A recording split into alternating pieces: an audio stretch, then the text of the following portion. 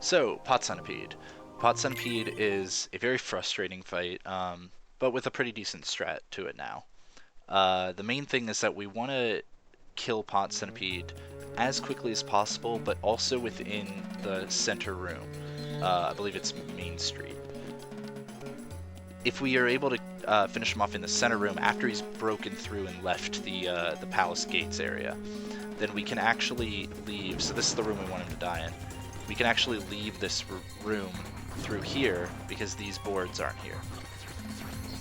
So we want to try to make sure he dies in this room. And to do that, we have a strat to get him to break through the first room. Now, while Pot Centipede is moving is the best time to get damage off on him.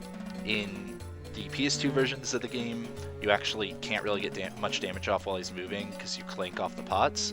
But in the 1.5 HD Remix version, you actually are able to do full air combos while he's moving.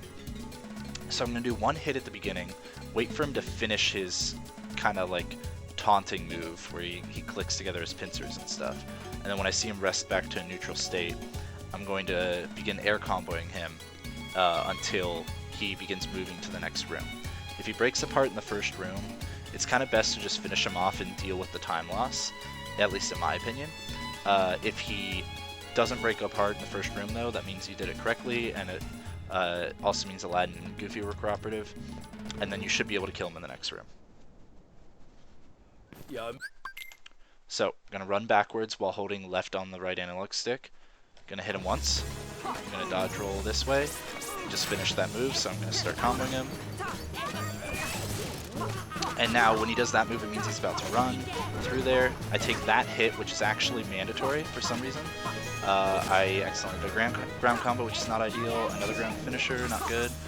But the main thing is you just want to keep getting as many air combos on him as possible once he's in this room. You should be able to actually finish him off without him breaking apart again.